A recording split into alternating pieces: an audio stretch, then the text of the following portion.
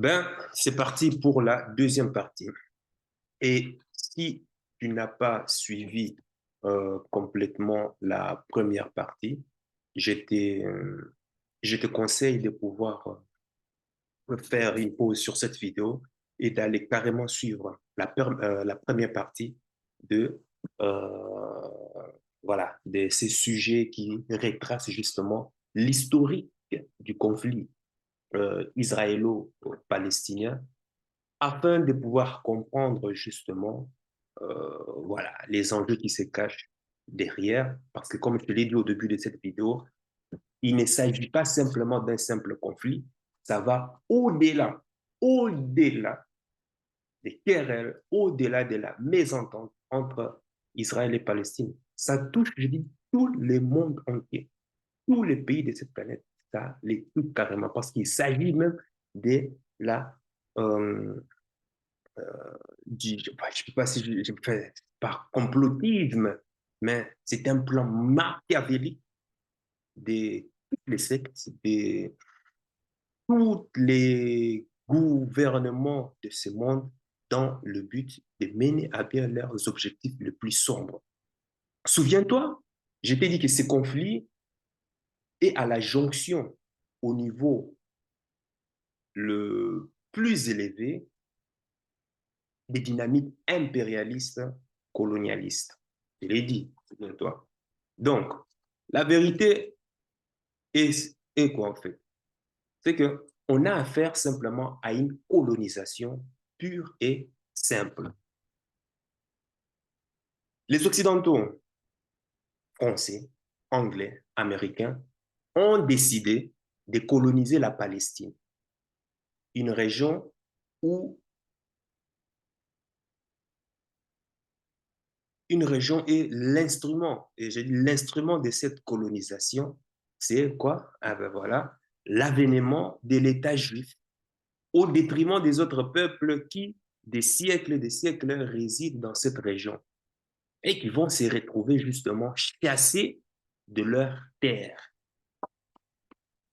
Donc, tout ce conflit prend sa base sur ça, la colonisation volontaire d'une région.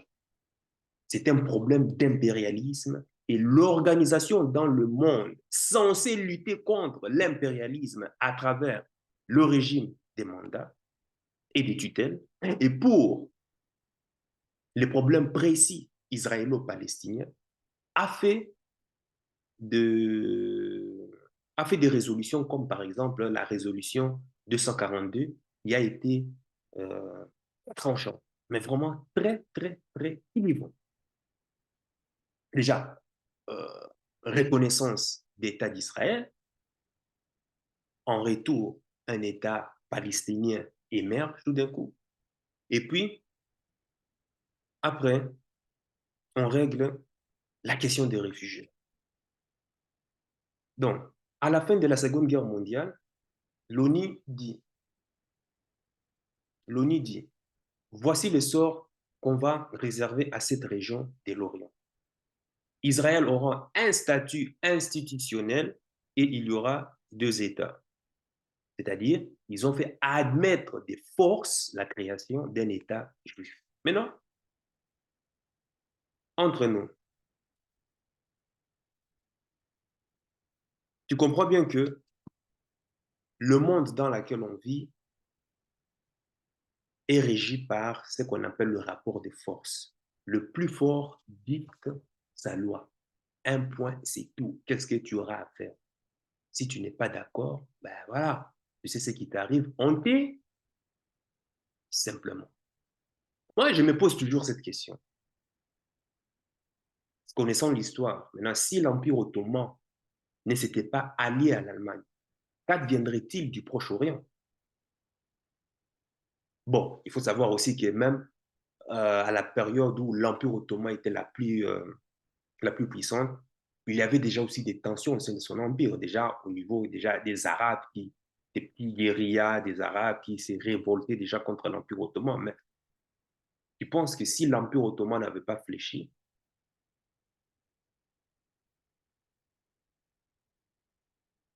si Donc, l'Empire ottoman s'étendrait. Déjà, si l'Empire ottoman n'avait pas fléchi, on se dit que la Palestine se serait retrouvée dans ce genre de problèmes parce que l'Empire ottoman s'étendait quand même jusqu'en Afrique du Nord. C'était quand même une grande puissance à l'époque. À l'époque. Et à côté de cela, il y avait une grande puissance, une grande empire britannique. Donc, peut-être que les Juifs, je ne sais pas, seraient obligés de choisir un autre pays, comme nous l'avons soulevé dans la vidéo qui apparaît ici, au Kenya ou bien en Ouganda. C'était leur préféré. Tout ceci nous fait voir les conditions dans lesquelles l'État juif est né. Donc, il est né contre les intérêts fondamentaux de peuples de la région. Il a été de manière unilatérale, sur base totalement unique, c'est-à-dire inacceptable pour les autochtones de la région. Maintenant, malgré ça, le peuple arabe a accepté les règles imposées à condition qu'il y ait un État arabe et que Jérusalem ait un statut international. Plus tard, qu'est-ce qui s'est passé? Israël va rejeter ça. C'est ce qui a conduit justement aux deux guerres arabes jusqu'à la fameuse guerre des 6 jours qui s'est soldée sur quoi? L'occupation des territoires palestiniens en dehors de la ligne de délimitation qu'avait fixée l'ONU. Ça en est suivi la résolution 242, mais cette résolution, Israël ne veut pas entendre parler. C'est ainsi que naîtra les antifadas qui vont, qui vont se soutenir les unes des autres. Donc, les antifadas, ce sont en fait des mouvements de résistance contre l'oppression. La question va embraser toute la vie des pays arabes. S'en suivra des meurtres, s'en suivra des pillages, viols, bref, tu connais la totale. Il y eut aussi le massacre de Chabra et de Shatila. Et j'ouvre la parenthèse ici, tu peux aller sur Google et on te détaillera, tu verras toi-même tous les détails, comment est-ce qu'a été opéré ce massacre et autres. Chabra et puis Shatila. Donc, tous ces bouleversements aboutissent à l'accord de Oslo, le fameux accord d'Oslo. Les accords d'Oslo font émerger une autorité palestinienne, mais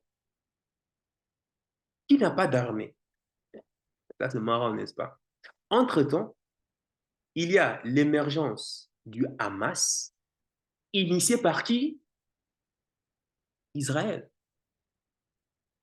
C'est Israël qui a décidé de créer le Hamas pour qu'il soit en quelque sorte, là je vais dire le mot tel qu'il est, pour qu'il soit les yeux, les oreilles d'Israël en Palestine. Mais Israël a perdu le contrôle du Hamas. Et le Hamas va jusqu'à déclarer que l'OLP, l'Organisation de libération palestinienne, va jusqu'à déclarer que l'OLP a trahi la cause. Le Hamas dit, on ne reconnaît pas l'État d'Israël. Israël est juste un État dans un État, enfin, dans un pays qui est la Palestine. Donc, Israël doit rester un État comme elle était avant, qu'on vienne justement, qu'on vienne nous l'imposer par les sionistes. L'OLP, l'Organisation de libération palestinienne, ces partis, par contre, étaient favorables à la résolution 242 de l'ONU et les accords d'Oslo, fixés à Oslo. Le Hamas dit que la question des réfugiés n'a pas été réglée. Secondo, les accords d'Oslo reconnaissent que l'autorité palestinienne et non l'État palestinien. Et je te conseille d'aller faire des recherches pour savoir la différence entre autorité et puis État. Tu verras que c'est vraiment un scandale. C'est vraiment l'art de nous prendre pour des cons. Et d'ailleurs, même ces personnes, ces politiciens qui ont signé même ces accords, franchement, Je ne comprends pas, quoi. Mais tu verras qu'il y a vraiment des intérêts cachés là-dedans. Donc, pour le Hamas, pas question donc d'État israélien ici. Parce que s'il n'y a pas d'État palestinien, donc il n'y a pas aussi d'État israélien. De l'autre côté, on s'est rendu compte que ben, ces fameux accords d'Oslo étaient une escroquerie en soi. Une fois les accords signés par les deux parties, Israël s'est servi de cette brèche pour décider maintenant de faire ce qu'elle est en train de faire aujourd'hui, là, actuellement, à savoir coloniser, assassiner les Palestiniens et aussi étendre petit à petit sa zone d'influence au-delà de la ligne rouge qui lui avait été délimitée. Et c'est comme ça, on se retrouve donc avec la ville de Gaza assiégée totalement. Une prison à ciel ouvert où Israël décide, enfin, décide de ce qui rentre et sort de cette ville. Tout est décidé par Israël. L'électricité est contrôlée par Israël. Les canalisations d'eau contrôlées par Israël. La survie quotidienne des Palestiniens dépend d'Israël. L'eau, l'électricité, la nourriture, les aides même internationales qui arrivent de la part d'Europe, d'Afrique, d'Amérique et tout et consorts, c'est Israël qui décide quand est-ce que ça rentre et quand est-ce que ça ne rentre pas. Les médicaments, pareil, les organisations non gouvernementales aussi, c'est Israël qui décide quand ça rentre et quand ça ne rentre pas. C'est-à-dire, la colonisation n'est rien pour, enfin, n'est rien pour pouvoir exprimer une telle asphyxie du peuple de Gaza et de euh, et de la Jordanie. Tout ça dans le but de quoi? De nier l'humanité d'un peuple. Et ça pose un problème. C'est quoi en somme la colonisation? Hein? On est entre nous. Si moi je dis c'est quoi la colonisation? Bon, peut-être toi tu ne l'as pas connu. C'est simplement nier l'humanité d'un peuple consommé. C'est considérer ce peuple comme des cafards, qu'on piétine quand ça nous arrange, quand ça nous chatouille, quand ça nous chante, quand ça nous plaît. On peut leur faire subir tout et du n'importe quoi. Maintenant, quel est ce peuple-là qui, pour être indépendant, met le monde en danger? C'est ça que moi je me demande. L'indépendance du peuple de Dieu menace la disparition du monde entier, si c'est ce qu'on peut dire. Pour qu'il soit indépendant, ces peuples de Dieu, hein, peuple de Dieu, tu comprends à qui est-ce que je fais allusion, sinon, voilà, YouTube censure trop. Pour qu'il soit indépendant, on menace le reste du monde en nous disant, ben, écoutez, nous vous dominons à travers la géopolitique qui est basée sur Israël. Excusez-moi. À travers la géopolitique, à travers la géopolitique qui est la géopolitique qui est basée sur Israël. On vous écrase, on conçoit un système mondial qui écrase tout le monde, hein, à condition qu'Israël soit indépendant. Voilà le monde dans lequel nous vivons. Déjà, pourquoi? Il n'y a qu'Israël qui a, enfin, dans le monde, hein, il n'y a qu'Israël qui a un statut spécial particulier dans l'organisation du monde. Pourquoi Israël est au-dessus de l'ONU? On peut sanctionner les autres pays du monde, envahir l'Irak, envahir l'Afghanistan, envahir, aller détruire la Libye, menacer, menacer le Niger, menacer la Russie, aller détruire le Sahel, le Mali, le Burkina Faso et tout et consorts, génocider le Rwanda, génocider des millions et des millions de Congolais en Afrique. Mais quand il s'agit de menacer le peuple de Dieu, Regarde le narratif de tout politicien européen, pire encore français. Non, non, non, non, c'est sacré. On ne touche pas le peuple de Dieu. C'est sacré. Comment expliquer ça? Fais une pause ici et commente dans le commentaire, s'il te plaît. Enfin, je m'interroge.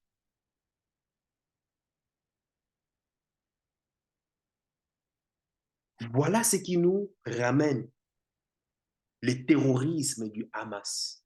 Voilà ce qui nous ramène les 5000 roquettes que le Hamas vient de lancer sur Israël. Mais ce n'est pas pour autant que je justifie, que j'exhorte, que j'acclame justement la mort des innocents d'Israël. Comme je l'ai dit au début, je condamne avec la fermeté, que ce soit en Israël, que ce soit en Palestine, la mort des innocents. Ça, je suis contre, ça c'est clair. Mais ce que je trouve ingrat, ce que je trouve dégradant, ce que je trouve inhumain, c'est qu'il y a un groupe de gens qui mettent leur population, leurs frères, leurs sœurs, voire même des enfants, comme des réceptacles, qui mettent leur propre peuple au sacrifice pour pouvoir tirer des profits à travers la mort d'innocents. Et c'est ça que je condamne. Maintenant, le narratif de l'Occident dit que les droits à la défense d'Israël est sacré. Regarde-moi ça. Le peuple de Dieu. Enfin, je sais déjà qu'on va sanctionner, qu'on risque de censurer cette vidéo. À chaque fois que j'ai dit peuple de Dieu, tu comprends à qui je fais allusion. Je vais m'efforcer en me rappelant. Macron l'a dit. Ursula von der Leyen l'a dit. Tous ont affirmé que, même l'Allemagne aussi, hein, déjà, l'Allemagne déjà a tiré la leçon, en tout cas, de sa défaite des 2 guerres mondiales et s'est aussi rangé complètement en suivant le même narratif que les autres. C'est un devoir sacré d'Israël de pouvoir riposter. Un devoir sacré pour pouvoir tuer des innocents. Des innocents, parce que de toute façon, le Hamas ne fait pas partie de la Palestine. On sait aujourd'hui comment est-ce que le Hamas a été créé. Je ne suis pas rentré dans les détails, mais tous les articles sont là, sur Internet. Si le droit international est basé, entre autres, sur le refus de toute colonisation, s'il est basé sur la reconnaissance du droit du peuple à l'autodétermination, pourquoi l'ONU n'est pas en mesure de dire la vérité au peuple de Dieu? Fais-moi une pause, hein. Peut-être que toi tu connais. Moi, je voudrais bien comprendre.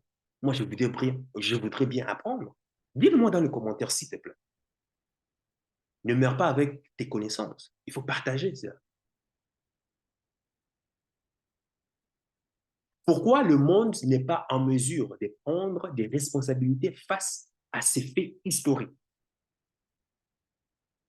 Les Palestiniens, les Palestiniennes sont dans leurs droits, bien sûr. C'était déjà réglé par l'ONU. Mais alors, comment va-t-on accorder l'indépendance des Palestiniens en leur interdisant de s'armer pour pouvoir se défendre? Les accords d'Oslo, tu te souviens? Ils reconnaissent l'autorité, mais pas l'État. Attention au niveau entre les jeux entre les mots. Comment on peut leur accorder l'indépendance sans pour autant tout y est pour pouvoir défendre ton territoire?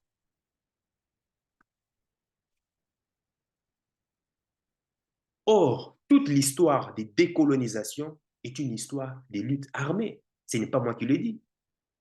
Va rechercher sur Google, tu verras.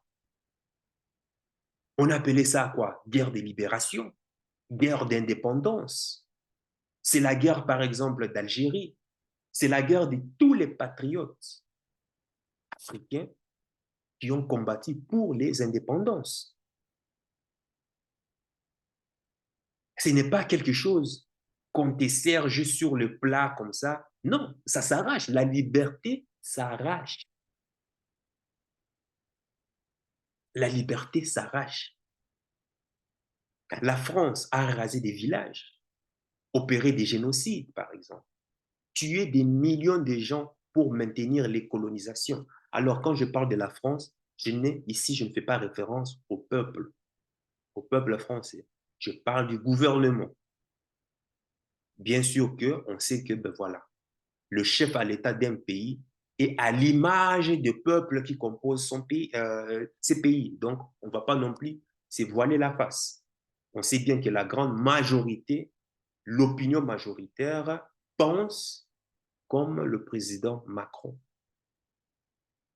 Et les États-Unis et l'ONU ont fait semblant de maintenir la colonisation. C'est ça que j'appelle le régime des tutelles, enfin le régime des tutelles. C'est ça que j'appelle le régime des mandats. Donc, les différentes résolutions qui ont été prises sur la question israélo-palestinienne, pourquoi ne sont-elles pas appliquées? Pourtant, l'histoire est là, bien sûr. L'histoire est là. Pourquoi? Pourquoi ne sont-elles pas appliquées? Parce qu'Israël a un statut particulier. Voilà où se trouve la frontière de la géopolitique du monde. Tu perces moi ces mystères, tu comprends toute la géostratégie de ce monde dans lequel on vit. Un secret savamment gardé, un secret savamment protégé par les élites privilégiées de la haute classe sociale, la crème de la crème des élites. Là, on rentre vraiment en profondeur. Israël est la frontière de la géopolitique du monde. Est-ce que nous admettons que c'est un peuple qui a un statut particulier selon la théorie sioniste, c'est le peuple de Dieu, c'est le peuple saint de Dieu, c'est l'horloge du monde, que le monde fonctionne suivant les caprices d'Israël, donc on accepte cela. Ou soit, on accepte que le peuple de Dieu est le seul Dieu, enfin, que le peuple de Dieu, enfin, quand je dis le peuple de Dieu, tu comprends à qui je fais allusion. Donc, c'est le seul véritable du monde et que tout celui qui s'oppose à lui doit être massacré. Hein? C'est une question, c'est une question à se poser là. Il faut vraiment se poser ce genre de questions.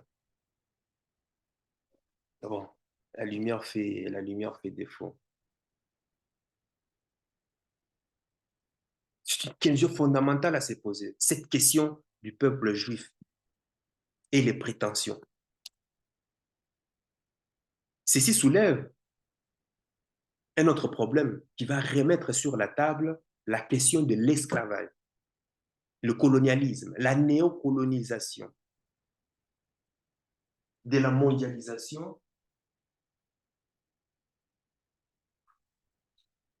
et de la globalisation.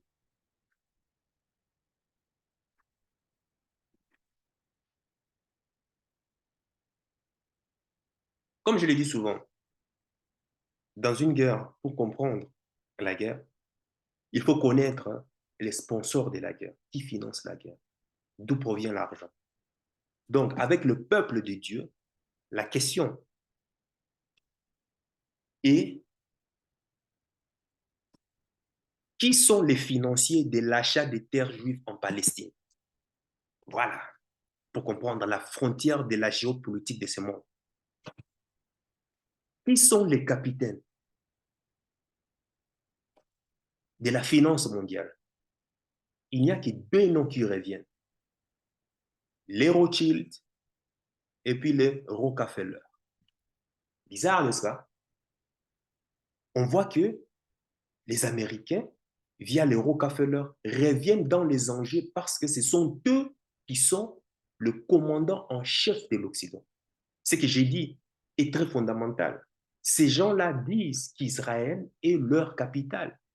la famille Attali, hein, les Rothschild, disent ouvertement que c'est leur capital, c'est pas moi qui l'ai dit. Récemment, il y avait eu, ici en Allemagne, un qui s'est prononcé là. Donc, s'il faut donc se fier à toute la rhétorique messianique qui est derrière l'élection de ce peuple-là étant le seul peuple de Dieu sur terre, alors chacun doit tirer les conséquences. Il doit tirer les conséquences. Ça veut dire qu'on doit se mettre à genoux devant les marches mondiaux, devant se mettre à genoux devant les Rothschild, se mettre à genoux, se prosterner devant les Rockefeller. On baise leurs mains, on accepte tout, à savoir, hein, écoute bien, hein, tout, à savoir, les concepts progressistes, wokistes, les LGBTQ, machin, plus, ou moins, je ne sais pas, toute la pensée, les concepts des transgenres et tout et consort.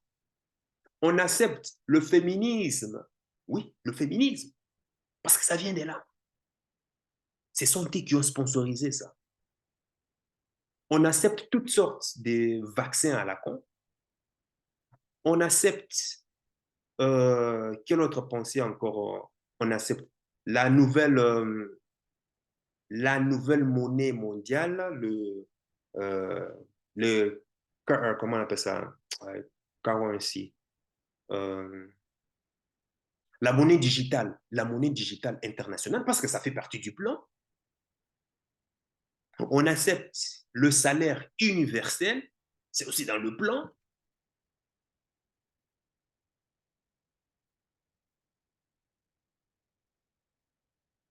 On accepte la digitalisation de nos identités et nos cartes bancaires. Tout ça, ça fait partie de leur projet. Donc, en fait, il y en a tas. Il y en a tas de projets. Oui, on doit aussi accepter leur exigence en termes de dérèglement climatique.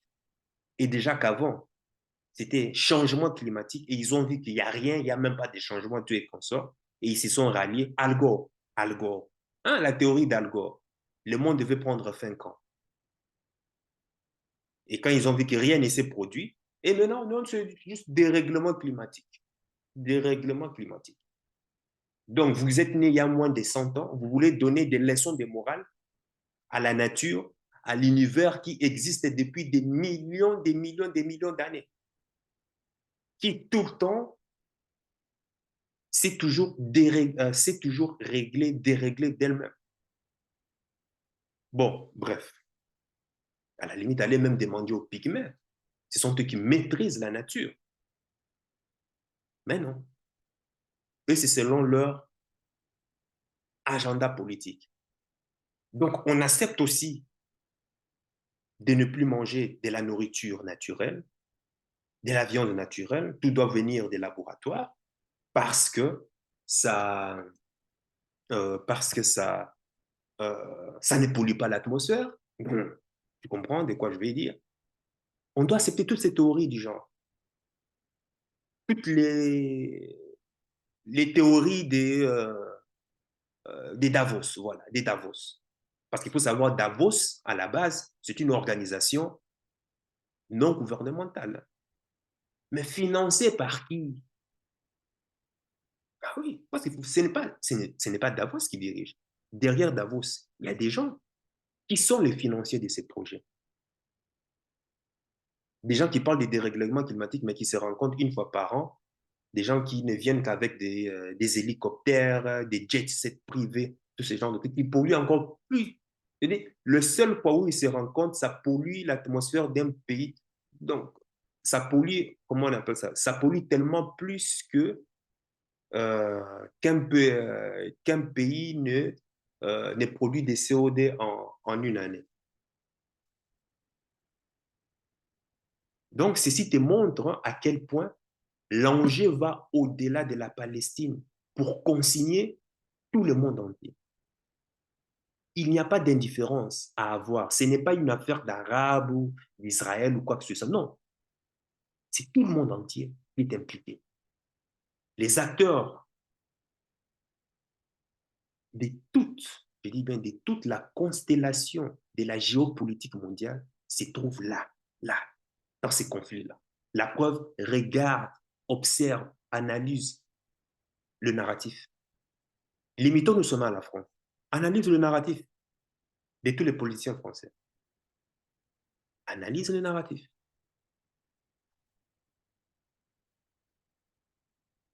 Aujourd'hui, personne n'a le droit de critiquer Israël.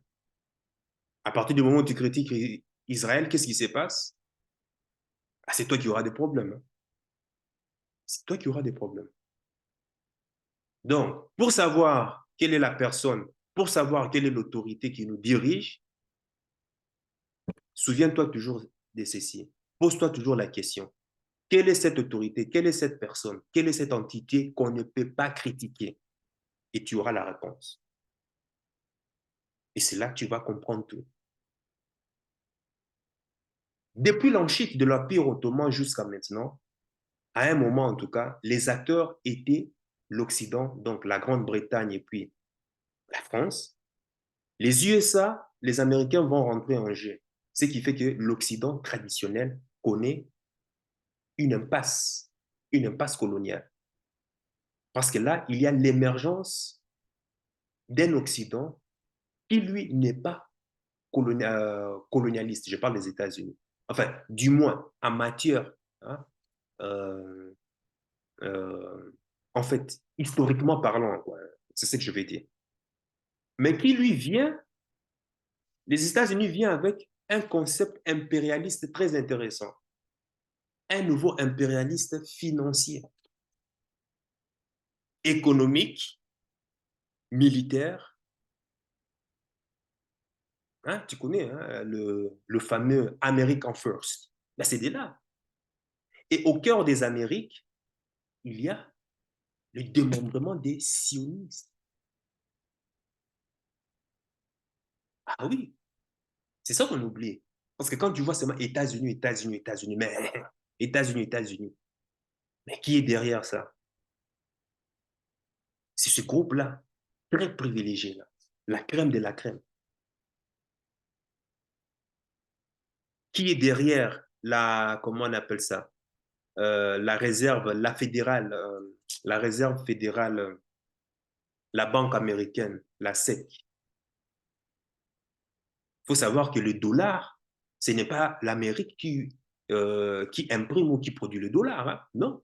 C'est une entreprise privée, je dis bien privée, qui s'arroge qui s'arroge le droit plutôt de pouvoir émettre des billets pour un pays. Toute personne qui a osé remettre en question ou bien venir nationaliser la monnaie dollar pour que le dollar soit gouverné par l'État américain, tu sais comment ça s'est fini. Hein? Tu te souviens de Kennedy, par exemple. On sait comment ça s'est fini. Et aujourd'hui, les enquêtes sont toujours en cours. Hein.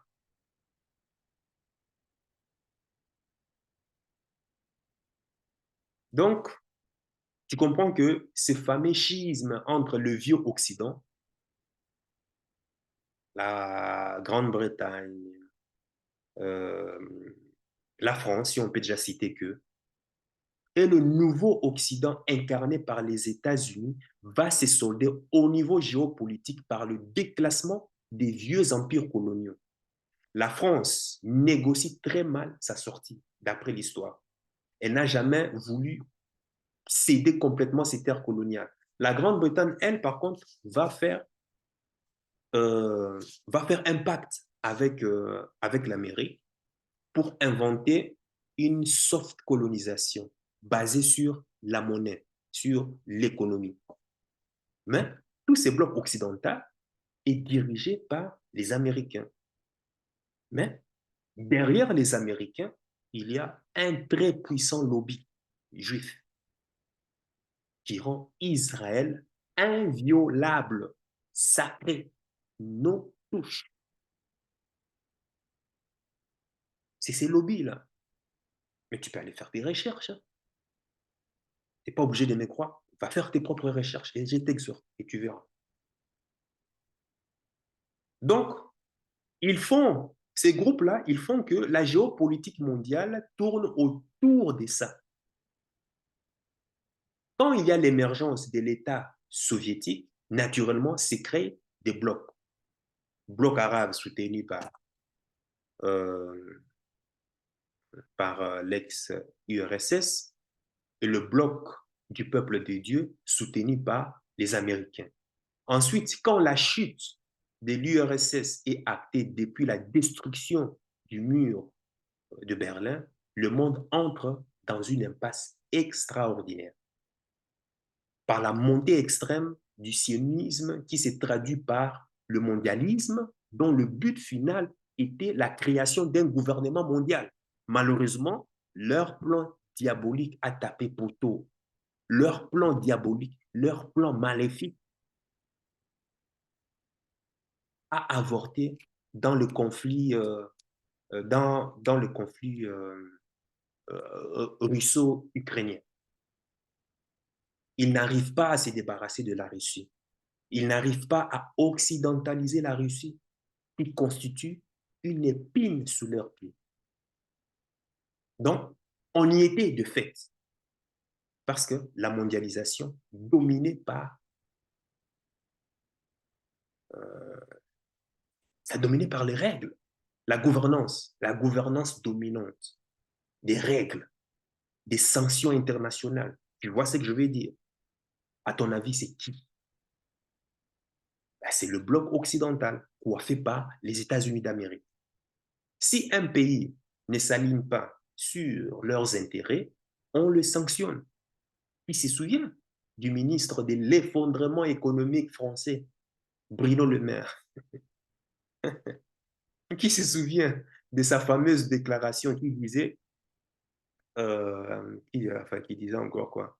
Qu'il allait mettre à genoux l'économie russe, que la Russie va s'effondrer comme... Et aujourd'hui, qu'est-ce qu'on constate? Mais bon, bref. Le dollar est la monnaie des réserves mondiales. C'est fait exprès dans le but de sanctionner tout pays qui ne s'aligne pas selon leur vision. Ils confisquent tes avoirs, ils t'asphyxient, transgressent les lois quand bon leur semble, dans le but simplement de te mettre à terre.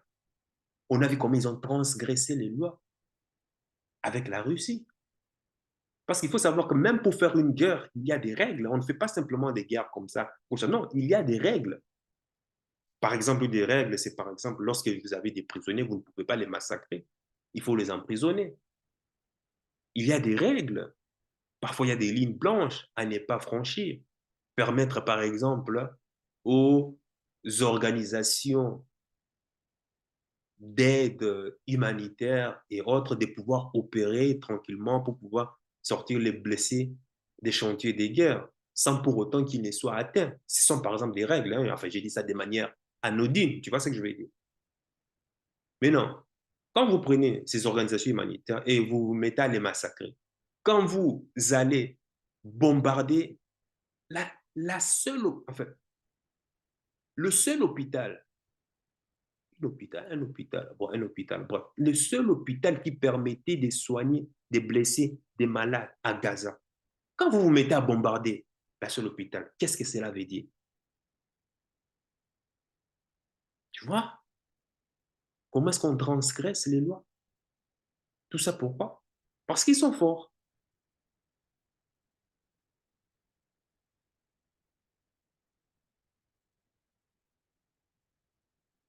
Les États-Unis d'Amérique remplacent le droit international par des sanctions internationales. C'est de ça qu'a été victime, comme je l'ai dit. Même l'Iran et tous ces embargos de gauche à droite qu'ont connu plusieurs pays africains aussi. La Corée du Nord, à un certain moment même l'Irak, la Libye aujourd'hui, l'Érythrée. Aujourd'hui, tout le monde connaît ce qui se passe. On sait qu'ils ont liquidé l'autorité de l'OLP en sachant que ça fera le jeu du Hamas. Les gens aujourd'hui qui viennent découvrir les terrorismes là, vraiment, vraiment, c'est marrant, quoi. Moi, ça me fait rire. Quand je parle des gens aujourd'hui, les politiciens français là, et qui viennent, oh maintenant, ah non, c'est le terrorisme. Donc, ils se permettent de pouvoir débattre, de pouvoir analyser ces conflits à travers ce qu'ils sont en train de voir. Mais non, mais franchement, moi je me demande même, est-ce qu'ils ont le niveau? Je sais pas. Et c'est des gens qui ont fait HEC, Sciences Po, mais les voilà, les voilà. Si tu ne voulais pas du terrorisme, si il ne voulait pas du terrorisme, bah, il fallait soutenir l'autorité palestinienne et le faire parvenir au niveau d'un État avec tout ce que cela importe. Simple. En fait, et qu'est-ce qu'ils ont fait? Ah ben, ils ont liquidé Yasser Arafat, ils ont liquidé l'autorité palestinienne et aujourd'hui, c'est le Hamas, le mouvement crédible, qui est devenu le mouvement crédible aux yeux des Palestiniens. Parce qu'il faut savoir, la Palestine n'a pas d'armée. N'a pas d'armée. Il suffit qu'un groupe se présente et qu'ils disent, ben voilà, moi, je vais défendre vos droits, je vais défendre vos valeurs. Et puis, voilà, bingo, le peuple est content.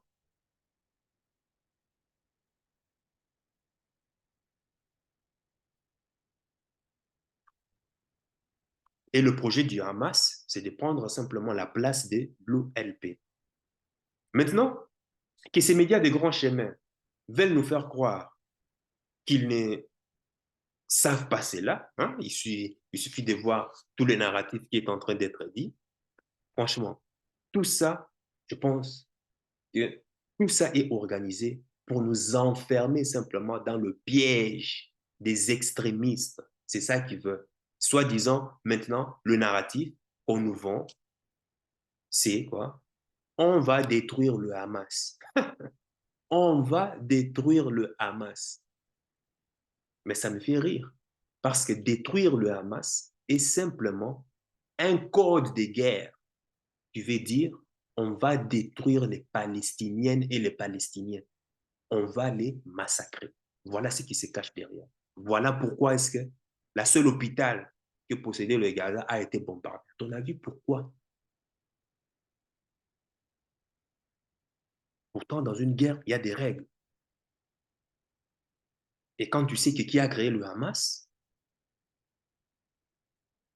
tu comprends que la question est déjà vite répondue. Comment vas-tu détruire le Hamas et épargner les Palestiniens qui, eux, se reconnaissent à travers le Hamas?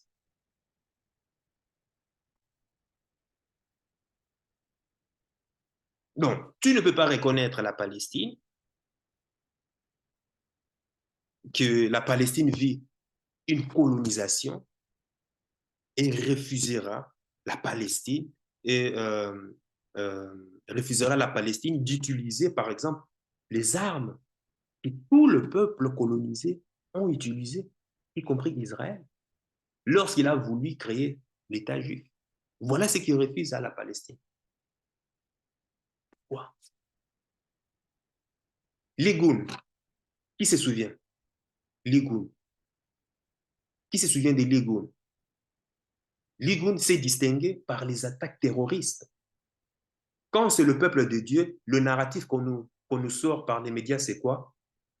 Le droit à la défense est sacré. Et quand c'est le peuple arabe qui réagit, le narratif qu'on nous sort, c'est quoi? Les terrorismes. À quoi, à quoi on est en train de jouer là? À l'ère actuelle, la question du bloc maintenant va se poser avec une intensité terrible parce que ces conflits maintenant remet maintenant en cause plusieurs dynamiques. Est-ce que les blocs qui se sont constitués hier à la faveur des différentes guerres israélo-palestiniennes vont se reconstituer aujourd'hui? Point d'interrogation. D'un côté, c'est clair, le bloc occidental est déjà là, mais dans quel état, dans quelle situation? Le bloc occidental est dans un état d'affaiblissement sévère. Il n'est plus armé à cause de sa folie qu'il est parti commettre en Ukraine. Et ce n'est pas moi qui l'ai dit, hein. La France, un ancien, comment il s'appelle? Un ancien retraité général a dit que s'il y a à nouveau une guerre, la France ne tiendra pas 3 jours. Tous les effectifs actifs de la France, donc qui sont à peu près entre 15 000 et 18 000 soldats, se trouvent où? En Afrique. Actifs. Donc, on va comprendre. Bon, ça, c'est un autre sujet. Donc, les éléments du Hamas disent que leurs armes ont été achetées dans le marché noir en Ukraine. Et voilà. Exactement comme l'OTAN avait fait lorsqu'ils ont liquidé Kadhafi, où se sont retrouvés tous ces armes au Sahel, en train de déstabiliser le Mali, le Niger, l'Afrique de l'Ouest, jusqu'à l'Afrique centrale. Voilà. Maintenant, quand tu réfléchis, quel est ce pays qui arme l'Ukraine? Voilà. Les États-Unis, la France, le char, machin, l'Allemagne, ouais, l'Occident. Maintenant, combien de fois des penseurs aguerris qui voyaient déjà le mal de loin ont averti l'OTAN de ne pas fournir les armes en Ukraine parce que cela allait justement déboucher vers d'autres conflits. Et nous y sommes, nous y sommes. Ceci est dû au fait que l'Ukraine est tellement corrompue que la crainte de voir ses armes ailleurs était plus probable. Maintenant, on veut nous faire croire qu'ils n'ont pas, on veut nous faire croire qu'ils n'ont pas vu venir le danger. Non, il y a des penseurs qui ont pensé cela. Voilà pourquoi j'ai dit, franchement, il faut arrêter d'être naïf. Le hasard n'existe pas. On t'a dit qu'une bombe, quand on t'a dit quoi, qu'une bonne partie du Hamas, enfin, on t'a dit qu'une bonne partie de l'armement du Hamas vient de l'Ukraine. Où est le hasard? Où est le hasard? Hmm? Regarde bien toutes ces armes qui ont été, déjà même les armes qui ont été lancées contre Israël. Regarde, d'où proviennent ces armes? Qui sont les entreprises qui sont derrière? Je ne peux qu'en citer un. Lockheed Martin, et il y a encore qui? Il y a au moins 4 grandes sociétés cotées en bourse en plus, hein.